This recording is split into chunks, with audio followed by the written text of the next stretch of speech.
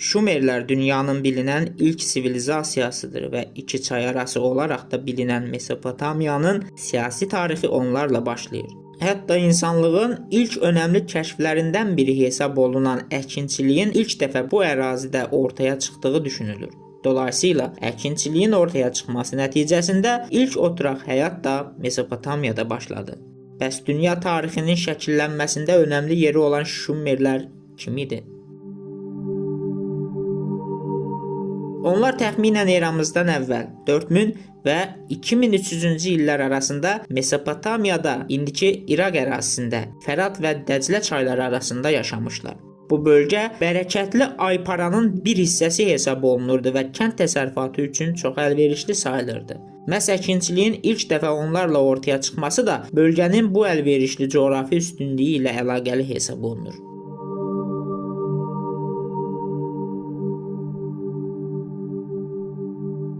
Şumerlər bir çox sahədə ilkə imza atıblar. Tarixdə ilk yazı sistemi olan Mix yazını onlar icad ediblər. Bu yazı gil lövhələr üzərində istifadə olunurdu. Şəhər mədəniyyətinin ilkin örnəkləri də məhz onlarla bağlıdır. Uruk, Ur, Laqaş, Kiş kimi iri şəhər dövlətlərini Şumerlər qurmuşdular.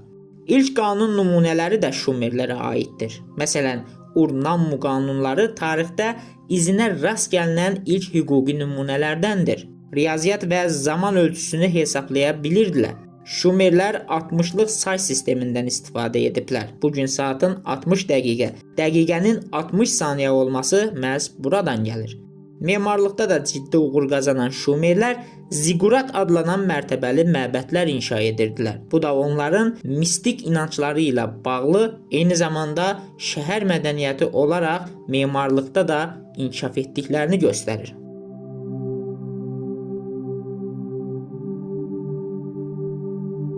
Şumerlər çoxallahlı idilər. Onlar təbiət qüvvələrini tanrılarla əlaqələndirirdilər. Əsas tanrılarını belə sıralaya bilərik. An, göy tanrısı, Enlil, hava və fırtına tanrısı, Enki, su, müdriklük və yaradıcılıq tanrısı.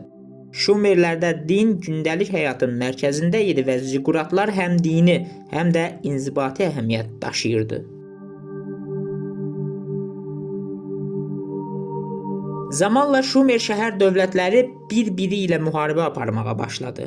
Nəticədə ayrı-ayrı Şumer şəhər dövlətləri zəiflədi, mədəni və elmi nailiyyətlərlə bol tarixləri və təcrübələri olsa da, digər mədəniyyətlərin hücumlarına qarşı müdafiəsiz qaldılar. Beləcə, eramızdan əvvəl təxminən 2300-cü illərdə Akkadlar tərəfindən fəth edildilər. Lakin Şumer mədəniyyəti yox olmadı. Akkad, Babil və Assuriya mədəniyyətlərinə güclü təsir göstərdi. Bugün belə Şumer irsinə dünyada müxtəlif sahələrdə rast gəlinir. Şumer tarixinin əsas örnəklərindən olan, elmi və tarixi baxımdan qəbul edilməyən, daha çox ezoterik və populyar mədəniyyət məhsulu kimi bilinən Anunnakilər və müasir mistik nəzəriyyələr ən çox müzakirə edilən mövzulardandır.